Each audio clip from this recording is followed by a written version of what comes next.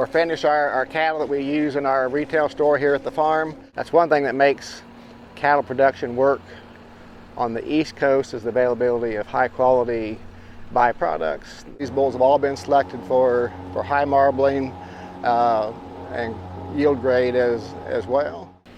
This is our corn silage trench here. We do feed corn silage on a regular basis. We buy the corn silage from a local producer that then brings it and delivers it to us and packs it, then helps us cover it.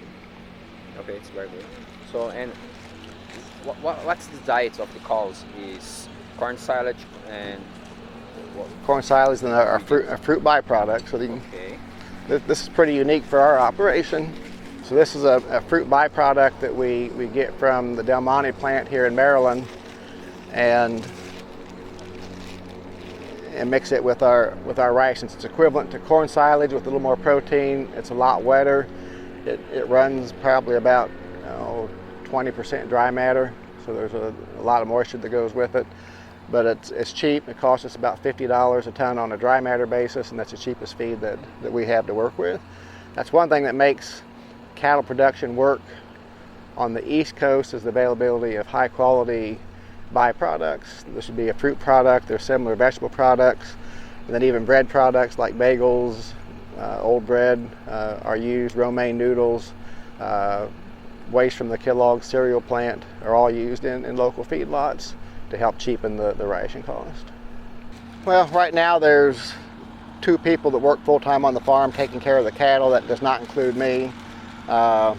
And then we get some part-time people. Right now we have an intern from the University of Maryland that helps us out. And then a couple high school kids that come in and help out occasionally. But it's just 2 full-time people on the farm. It's really oriented towards 4 full-time people. So we're short on labor right now, trying to find some other people to hire. So this is where we feed or finish our cattle that we use in our retail store here at the farm. It's a complete mixed diet that includes the vegetable mix that we looked at.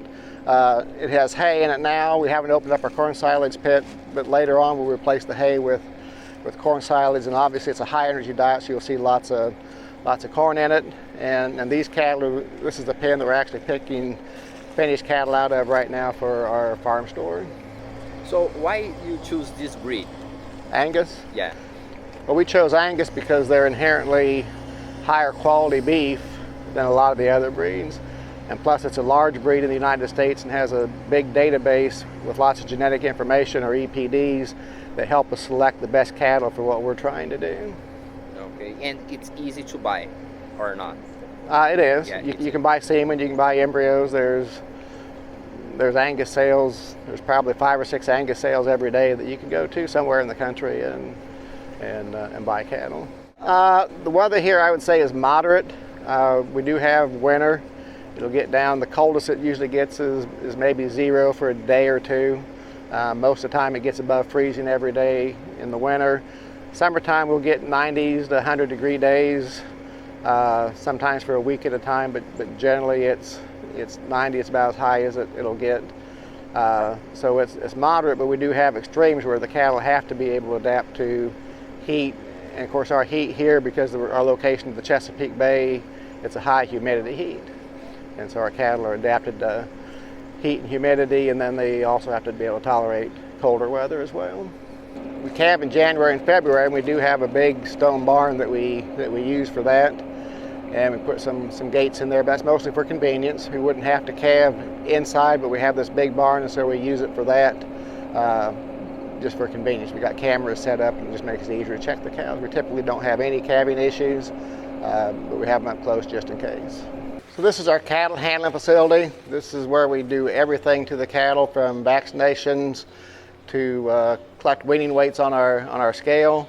Then we do embryo transfer, artificial insemination, preg checks.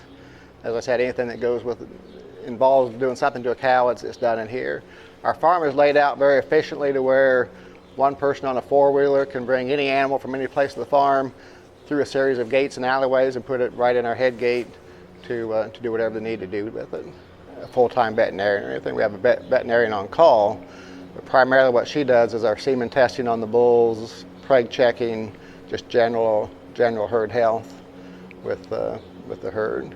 She does come out for emergencies, but very rarely do we have that. We can pretty much handle everything that happens by ourselves here.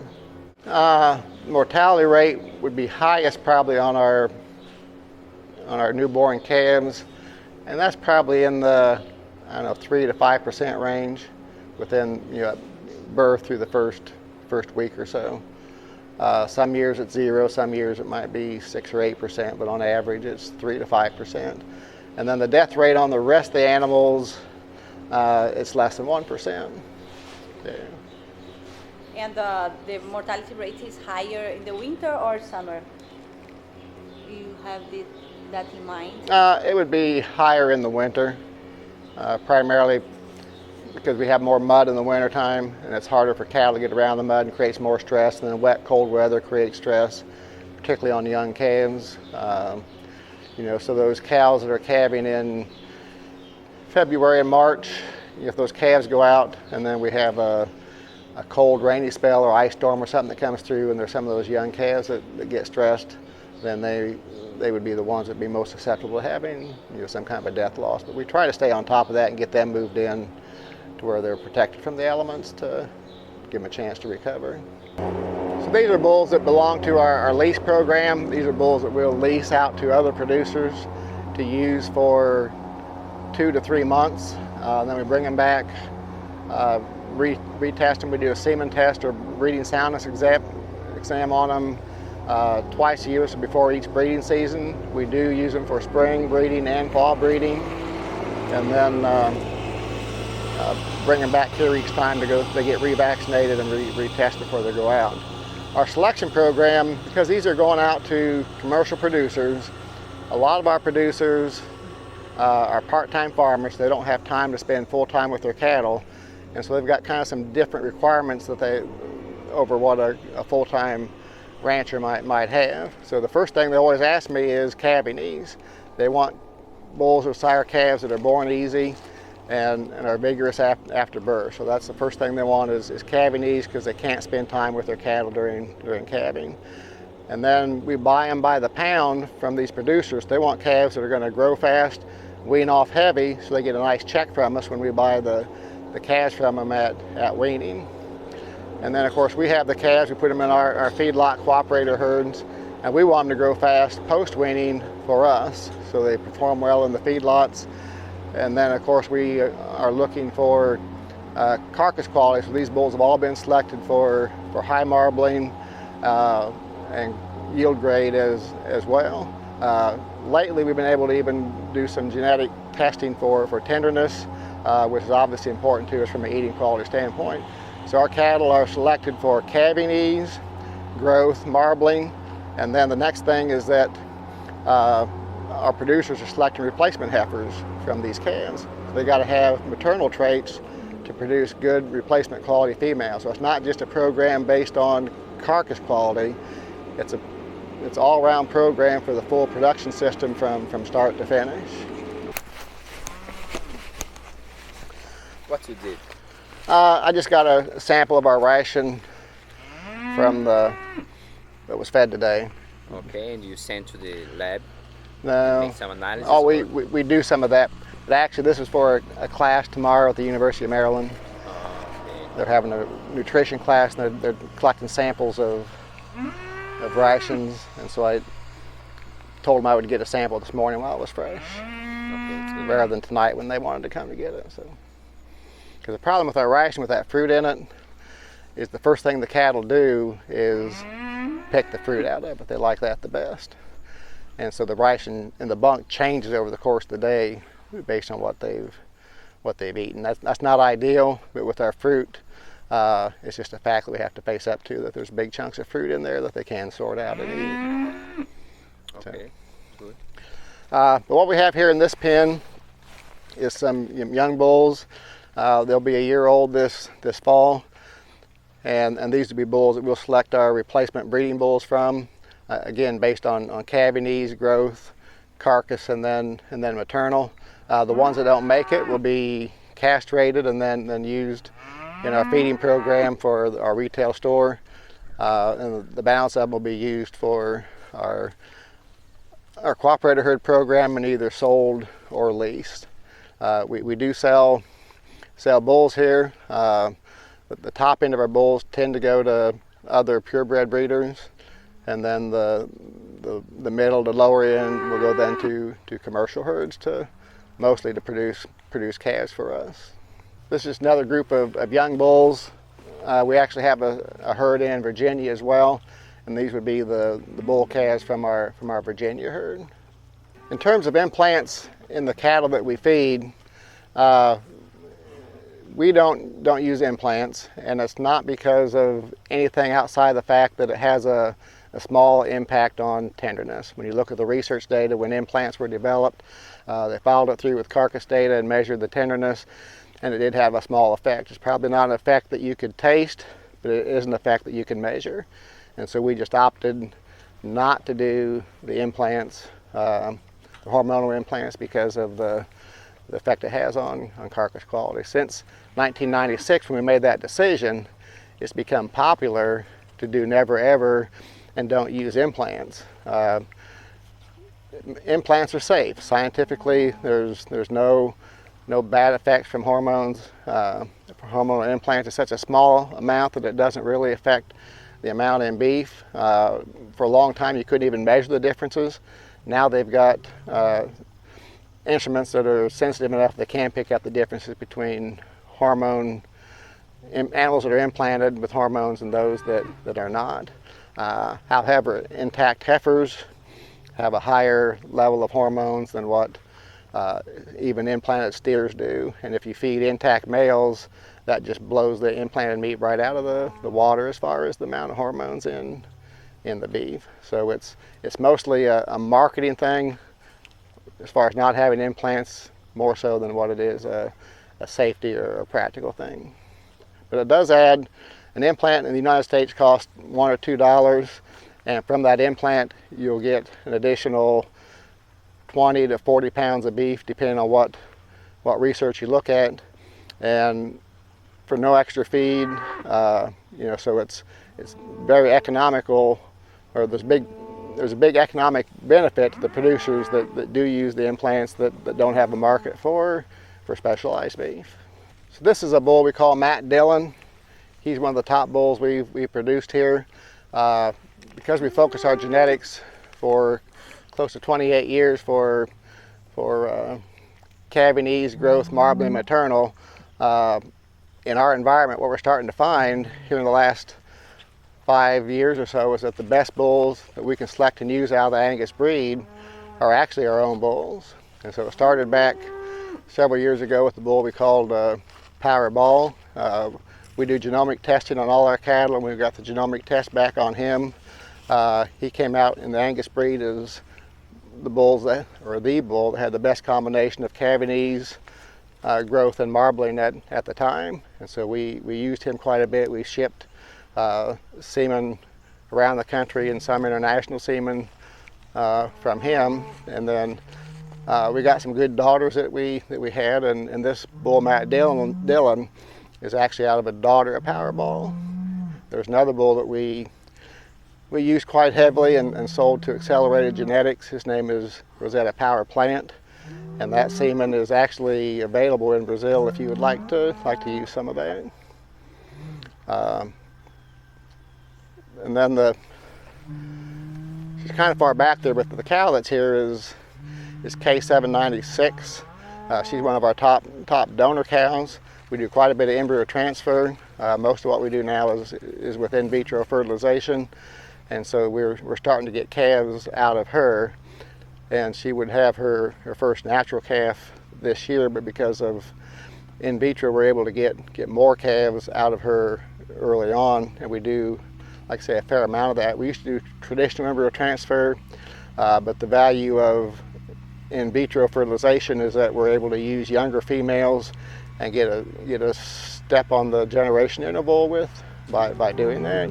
So most of our breeding here is artificial insemination and implanting embryos, and then we do follow up with cleanup bulls in the pasture. And actually Matt Dillon, since he's on site, is our natural cleanup bull, so it's nice having one of our top bulls that we can use for natural service as well.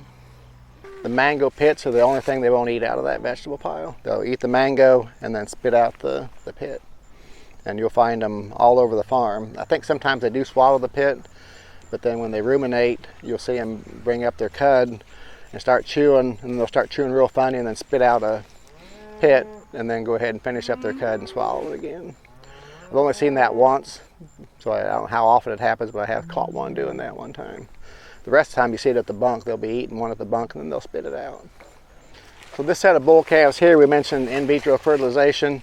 One thing we do is we'll take embryos and ship them to some of our cooperator herds, and they'll implant those embryos into their commercial cows, and then they'll raise those calves to weaning, and we buy them back as weaned calves. That just helps us to leverage our genetics and produce more calves, and particularly more bulls, than what we could produce on site here for our bull sale and lease program. So these were spring-born calves that were weaned probably 3 weeks ago, and they'll go out next spring as breeding bulls to some of our small herds. The lot back behind you guys are the heifer mates to them, so we get heifers and bulls from them. So with the cows on the hill here, it'd probably be a good time to talk about our pasture program. We've got about 250 acres of pasture on this farm, and about another 100 acres down the road where the owner lives. And then we lease probably another 150 to 200 acres of pasture, particularly for summer grazing and haymaking. We're able to produce all the hay that we need. We do buy corn silage from local producers. We buy our corn from local producers, but we do produce all the hay that we need. As far as the pastures, it's mostly cool season type, not mostly, it is cool season pastures, primarily tall fescue. Does the best in this environment with cattle pressure. We can use orchard grass on particularly some of our hay fields. That works quite well. We use legumes in our pasture. We've got a good stand of ladino or white clover in all of our pastures. We overseed every 2 to 3 years with red clover to add red clover to the pasture mix as well. And then in our wintering areas, we'll overseed with an annual ryegrass in the spring after we pull the cows off to get an annual crop of ryegrass that we can utilize until the next winter season, to where it becomes a sacrifice lot for hay feeding. We do rotational grazing. We try to move the cattle every 3 to 4 days or twice a week. We feel like that increases our pasture production or carrying capacity by about an additional 50%, just for the effort of moving cows from lot to lot. And we do use temporary electrified polywire to set up temporary lots to do that with, as well as some permanent divisions to work with as well. These are our fall calving cows. In the fall we do calve outside. It's temperate enough that we don't have to do too much with them as far as worried about chilled calves. We do check them every 4 to 6 hours. I use a spotlight to come out and check them at night. But as I've emphasized earlier, we breed for calving needs, so very rarely do we have to deal with any calving issues, spring or fall, either one. So this is where we get our corn. Our corn is delivered from local producers into the big bin, and then it goes through a roller mill into the small bin, and then from there into our TMR mix wagon that delivers it to the feed bunks. Okay. Do you not use corn flake here? No. No? Okay. No, you're talking about steam flake corn? Steam flake. Yeah, we're not big enough to justify the investment to do that. We dry roll it and feed it whole. When you look at the research data on corn, steam flake processing is really the only one that adds anything nutritionally to the corn. The rest of it might affect maybe digestibility and flow and that kind of thing, but it's particularly from a beef cattle standpoint, whole corn or dry rolled is pretty effective. Sometimes fine ground corn can actually cause problems, digestive issues with the cattle. Kind of pre-process the hay. Our TMR mix wagon can process whole bales at a time, and so we'll pre-process those and pile them here to where we can mix them on a batch by batch basis without having to wait on the bales when we're feeding. And then back here we have our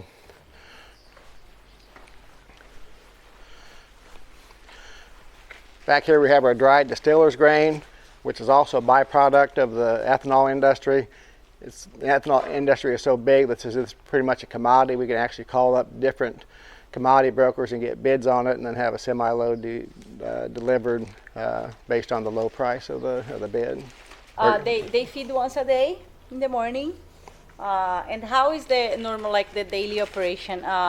Like you feed the cows in the morning, and then what else you have through all the days, like normally in a basic day, like?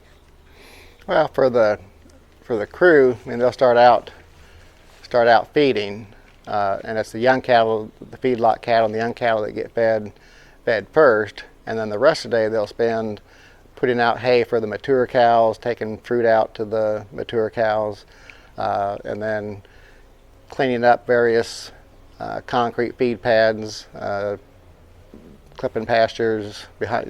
Generally when we move cattle from pasture to pasture, we'll go in and clip or bush hog behind the cows to mow down anything they didn't eat, because usually it's just weeds, to help keep our weeds under control. Because we do use legumes and grasses in our pastures, we can't use any chemicals, because chemicals all tend to kill one or the other, and so our weed control is mechanical or mowing to keep the weeds down, and that seems to work pretty well. If you mow what the cows don't eat, generally those weeds can't handle regular mowing. When you start using that product, the food waste product, when you started using? We've been using some kind of a food waste product for quite a while. We went through a stage where we used a lot of brewer's grain, which would be a barley product from some of the local breweries.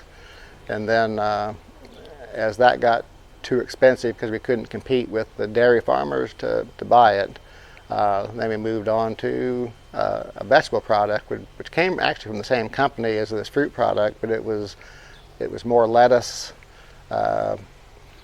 cabbage, peppers, and then some different kind of fruits like apple waste, and that's a product that had some citrus in it as well. This fruit product here seems to be more watermelons, cantaloupes, mangoes, and there's other fruits that'll show up in it. Lots of pineapples. So that's the fruit waste that we feed. But we've always tried to find economical source of byproducts to feed, and we're big enough that we can take truckloads of it, so they kind of seek us out as well to bring products to us. And how much do you pay for each feed, for example, for corn silage, for everything? Do you know the prices? I do. This year we bought our corn silage for $50 a ton, delivered and packed in our pit. So on a dry matter basis, that makes it $150 a ton on a dry basis. Our fruit, we're paying $10 a ton on that delivered and as fed. And as I mentioned earlier, it's about 20% dry matter, and so that works out to $50 a ton on a dry basis. So our fruit is about a third the cost of our corn silage. The corn, right now we're paying like $4.50 a bushel for it, and I can't do the math in my head to figure out what that is per ton, but it's, as far as the energy source, I mean, it's a fairly economical energy source now. When it was $8 a ton, it wasn't, but at $4.50 a ton, it's doable. Then the hay, we raise our own hay, so that's hard to figure. I think if we had to buy the hay, it would be somewhere around $150 a ton for the quality of hay that we feed. How many diets they mix? Just two. We've got Just two. the finishing diet and then the growing diet. Okay. Now they will put just fruit in it and take out some of the cows. Okay. Because the older cattle can get by with just the fruit product by itself. We've got a load of fruit coming through here. Yeah, we get a load a day, 6 loads a week. So there's one day, I think it's Sunday, they don't bring a load. Have you thought to push that feed waste that is there already and then put on top after, or this is gonna be a lot of food No, extra? they'll dump it beside, Oh, okay. and then we'll finish up that load and then start this, and then tomorrow they'll dump on this Oh, side. okay. So it's side to side. Sometimes we don't get it cleaned out every day completely, but by sometime in the week we get it cleaned out. And Okay. so you can see how wet it is. And one of the problems feeding it is that the dry matter of it actually changes every day because of what drains off overnight. If you feed it today right after it's dumped versus what you feed tomorrow after they, It's gonna be very wet today compared to tomorrow. yeah, it'll be a little drier tomorrow, and then if it Yeah. sets for another day, it'll be even drier the next day. And Yeah, that's the point. we'll just shoot for a happy average.